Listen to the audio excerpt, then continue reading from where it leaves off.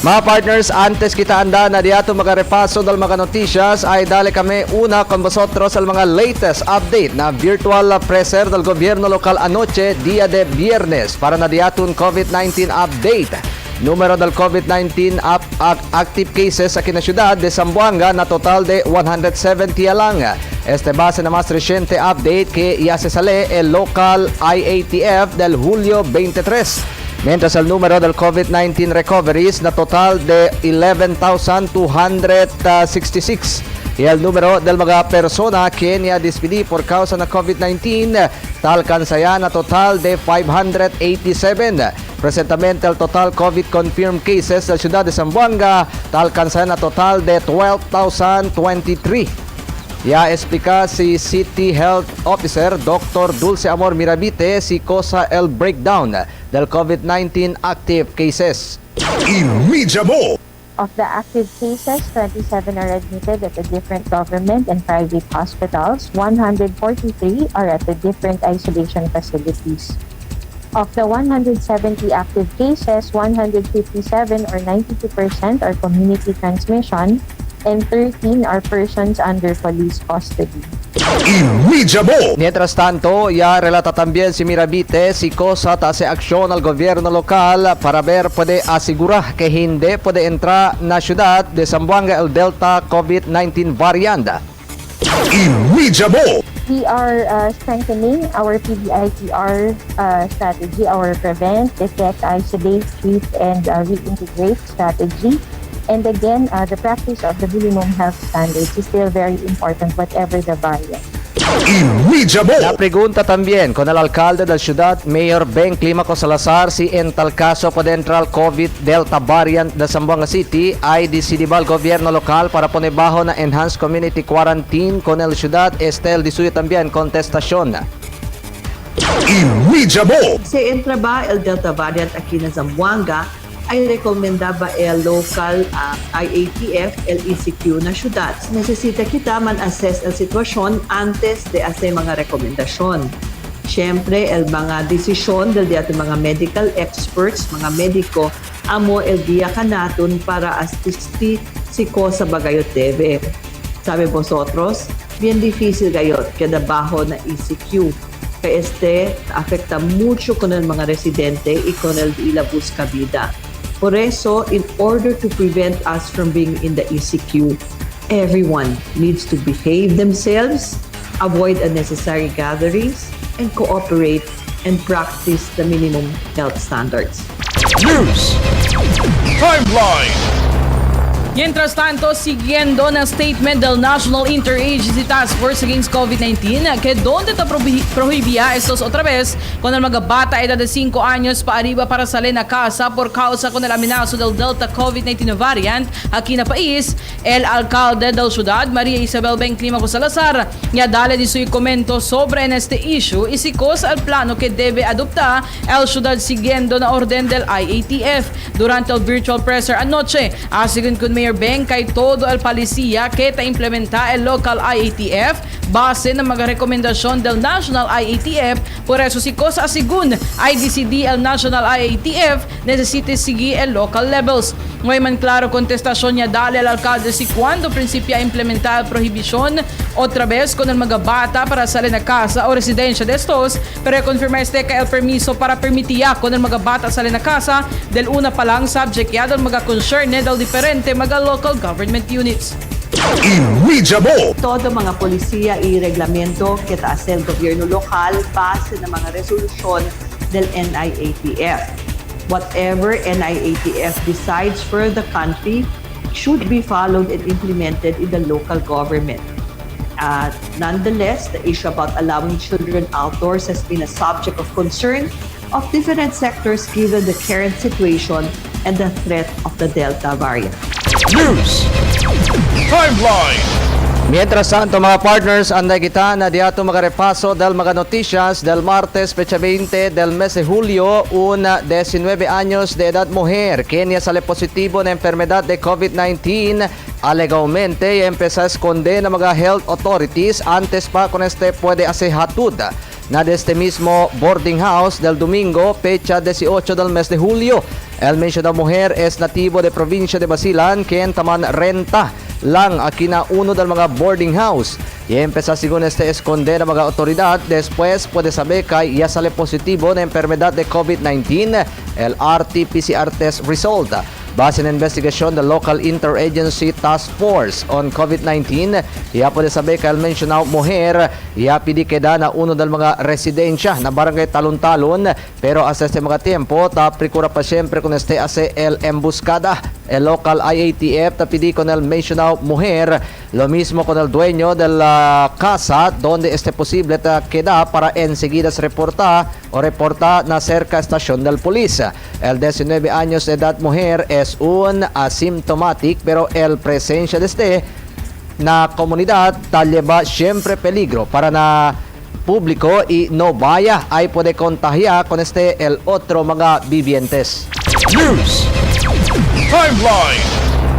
Mga otoridad taas ya ahora emboscada con tres mga persona pasahero del una fish carrier con plate number KAJ 8073 Kenya Montana Barangay Vital y después ya abahan na Conquera Street cerca na tiangge público de la pasado viernes tarde. El tres mga pasahero del mencionado fish carrier alegalmente ya tiene close contact y man exposed na enfermedad de COVID-19.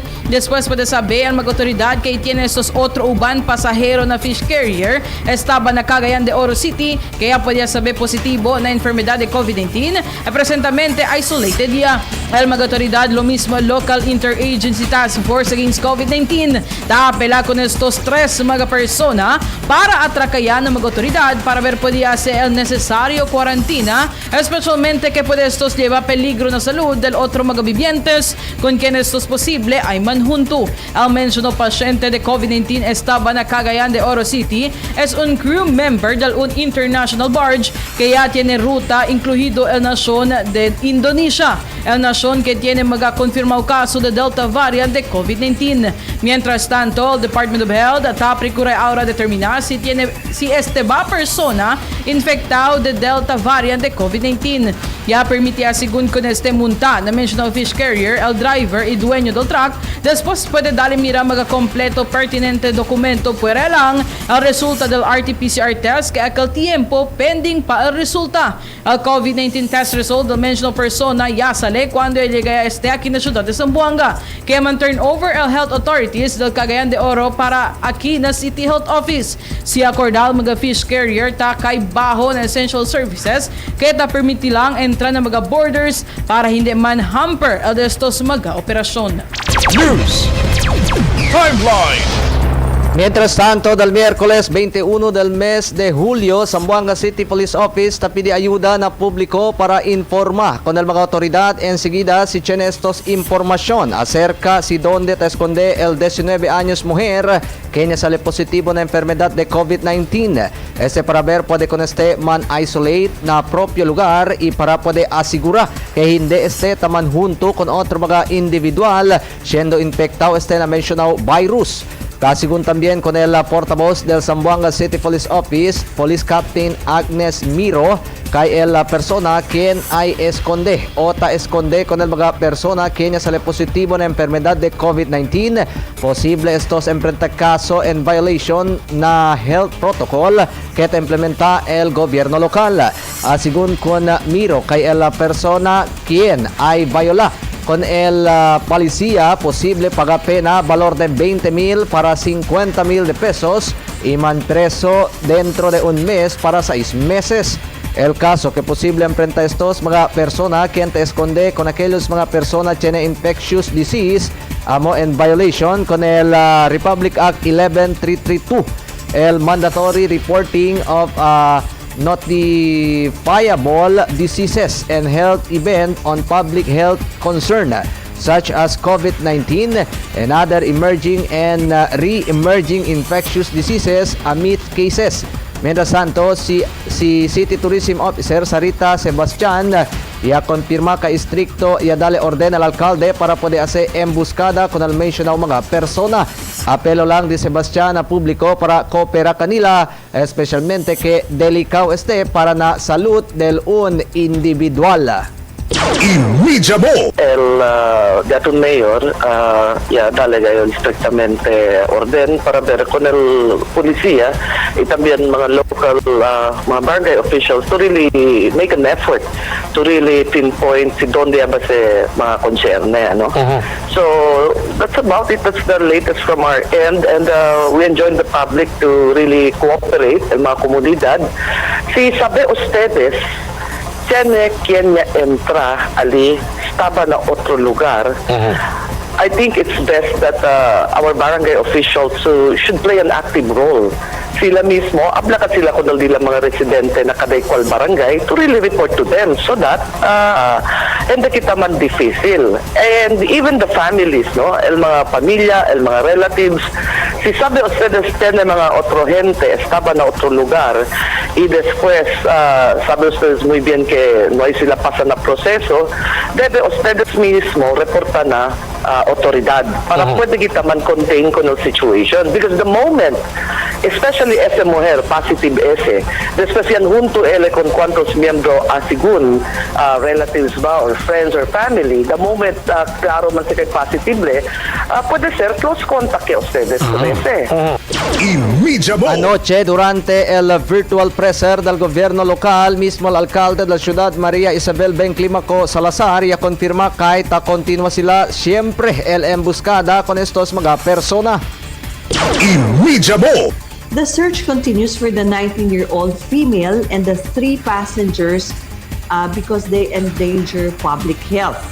We are appealing to everyone. Kami po ay nag-aapela sa ating mga kasama, lalong-lalo na yung 19-year-old na naging positive sa COVID na tumago at ang mga kasamahan ng tripulante na galing Indonesia na naging positive. Kami po ay nananawagan para makapag-coordinate sa ating mga health centers o sa police sapagkat kailangan yung ma-isolate.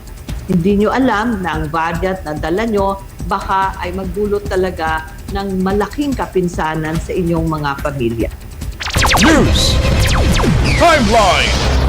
Mientras tanto, alcanzayan na total de 123,589 el total COVID-19 vaccine doses que puede recibir ciudad de Zamboanga. Este base na datos que asesale si City Health Officer Dr. Dulce Amor Mirabite. Na datos que presenta si Mirabite, este el breakdown del mga COVID-19 vaccine brands ya recibir ciudad. El Sinovac vaccine, 62,315 doses. AstraZeneca, 42,020 doses. Sputnik, 1,500 doses. El Pfizer, 14,754 doses. Johnson & Johnson, 14,000 doses.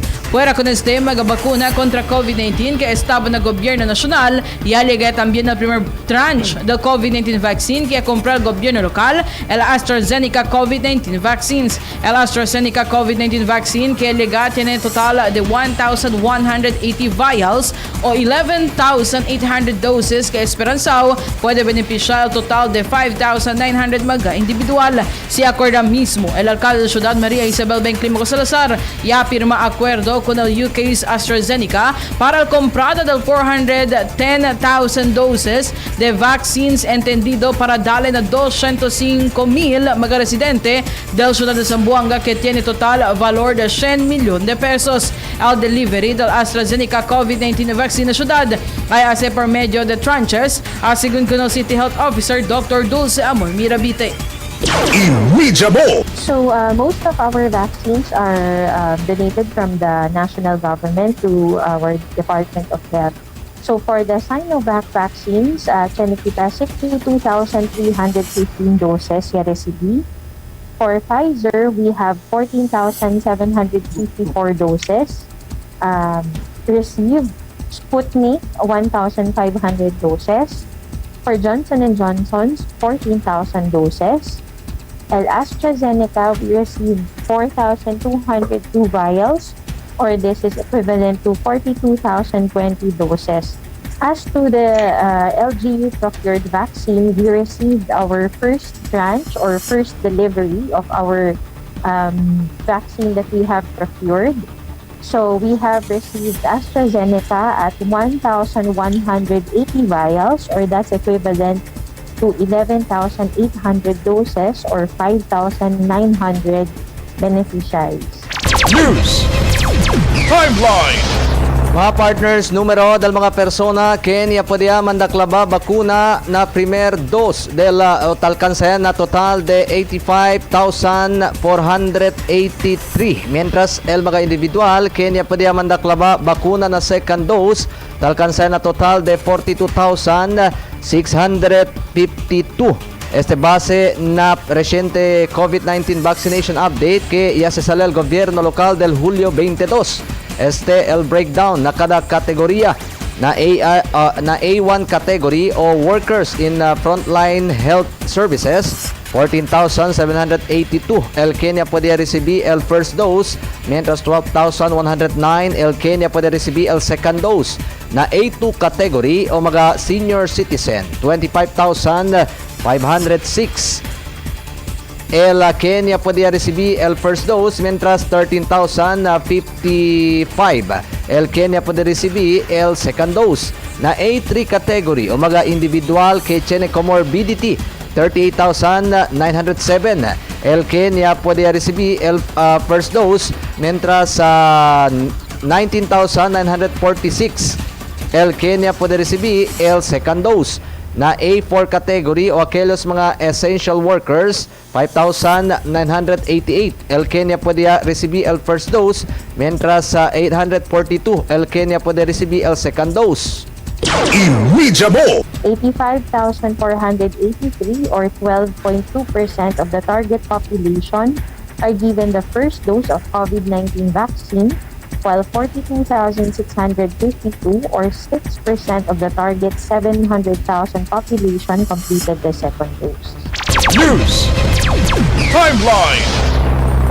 Del Viernes, pecha 23 del mes de Julio, mag-senior citizen amo según el categoría que tatormenta convinci para mandaman bakuna contra COVID-19. Es el kosaya confirma el Zamboanga City Nurse Coordinator del National Immunization Program Corazon Pagota Isidro durante la entrevista Viernes aga.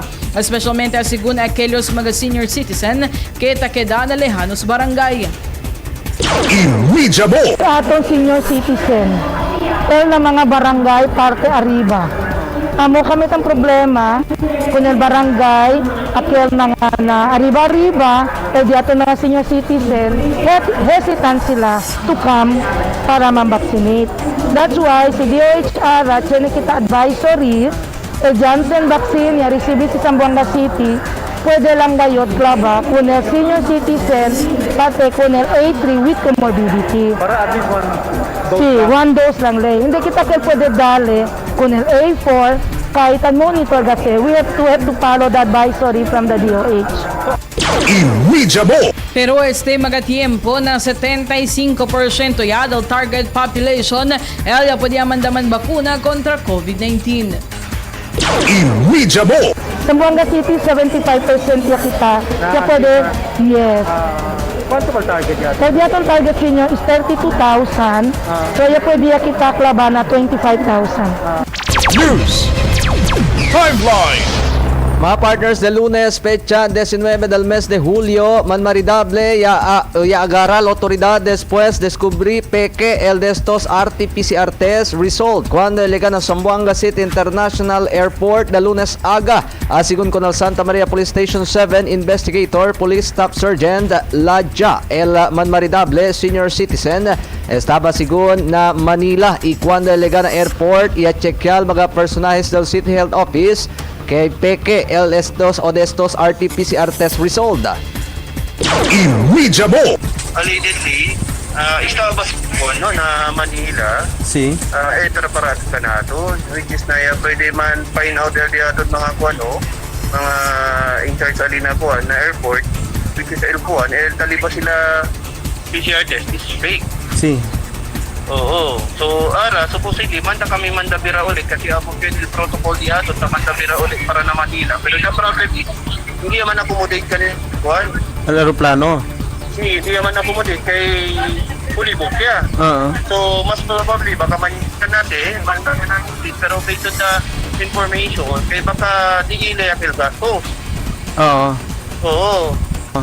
Invidiable. Razón asigun del man maridable amo que no sabe estos que peke galeel de estos RT-PCR test result kay al pamilya de estos na Manila amo el yaman proseso con el man maridable yaman issue ya citation ticket base na violación que alegomente ya comete estos. Invidiable. Based on the allegation nila, kay nila daw pamilya, Kenya man daw kumpralya. Kasi, sigun na, may daw sila yan interest, kaya basta sila daw nila na, dali lang ko nila LTN, hindi nila daw bahala. So, nasabi daw sila, kung di ba utusa ba, basta sila lang daw. News. Timeline. Del martes, fecha 20 del mes de julio, man maridable senior citizen estaba Manila con que niaga la autoridad ng Zamboanga International Airport del lunes después descubrir peque el RT-PCR test result y alarga ya el mag autoridad. Ese después paga con el pena na total de 10,000 pesos y man negativo el resulta del RT-PCR test ya conducía un privado hospital aquí en la ciudad. Así con el jefe del Santa Maria Police Station 7, Police Major Alvin Cabea Cruz. Ese base con el recomendación del ZCDR-MO Chief y local IATF Chief Implementer Dr. Elvin Apolinario. Invidiable. Ayer kasi, yan kami ko nila, para ko nila, para ko nila el fine, 5,000 each. Sí. Para ko sila, kapag sila pagay, banda ko nila man swap, alyan metro, basta lamas din, alyan din dating PMC, West Metro. Kapag ko nila, espera ko kami mga siguro more or less 2 to 3 hours, yan, iba ko nila bila uli na station. Kundi sa liyan result, negative, yan release kami nila. Yan release. Kasi kanila, every time kasi direct, bistaba na CTRRMO. Invidiable. Si Major Cabaya Cruz ta-adverti ko ng mga persona tabiha para kina syudad para sigura kay hindi peke el RT-PCR test result ta-agarestos para hindi man problema iman doble el gastos. Invidiable. Si mga recipient na ito, mas grande el gasto. Kaya, instead pwede sila man save, mas grande sila gasto pwede man incur. Pati, tan-appeal kami carriers sa mga king carry ang na Zamboanga. Kaya kita man nasabi, kaya Zamboanga, strictly implement ito nila, no? Kunil diyaton IATF guidelines. El mayor de ato very strict. Siyempre, uno de la nursuyo, el pang-prevent ka ng el entry del Chininwebo al variant, di ba?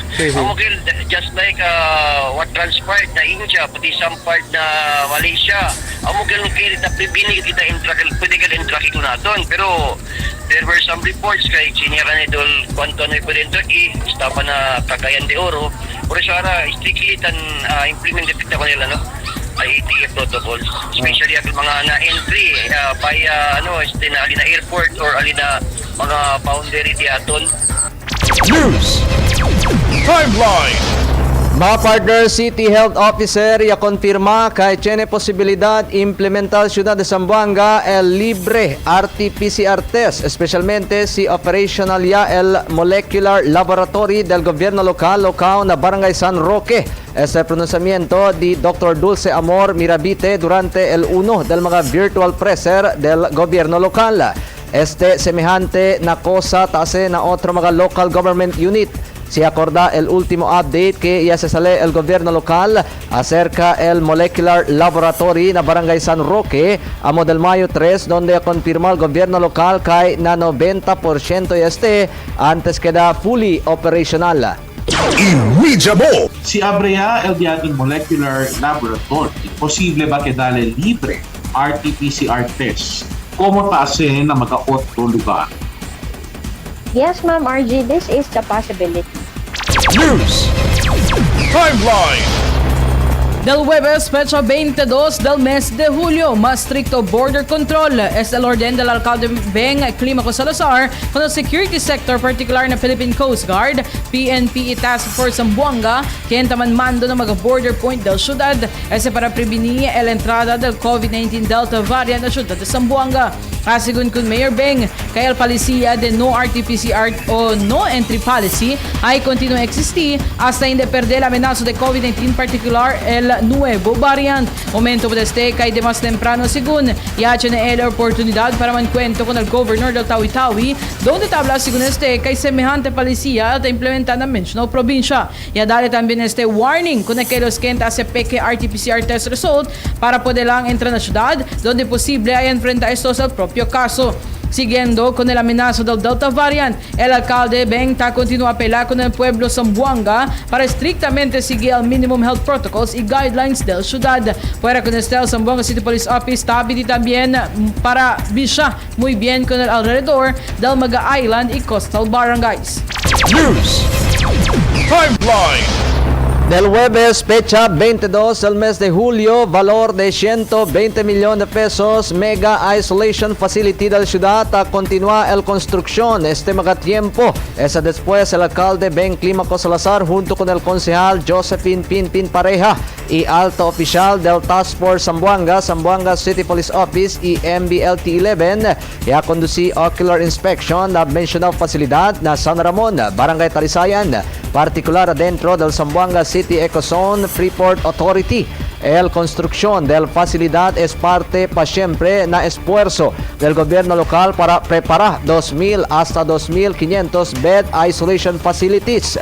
El modular van type mega isolation facility ta composita 320 bed capacity donde tiene con este y alocapón del gobierno local valor de 120 millones de pesos. Fuera na mega isolation facility, el otro mega isolation facility na ciudad de Zamboanga, amo el Nakabatangan Isolation Facility, Yuntes Isolation Facility, na Barangay Sinunuk, Lantaka Isolation Facility, Pasonanca Convention Center Isolation Facility, Grandstand Isolation Facility, ina Ecozone Isolation Facility. Thank you for watching this video.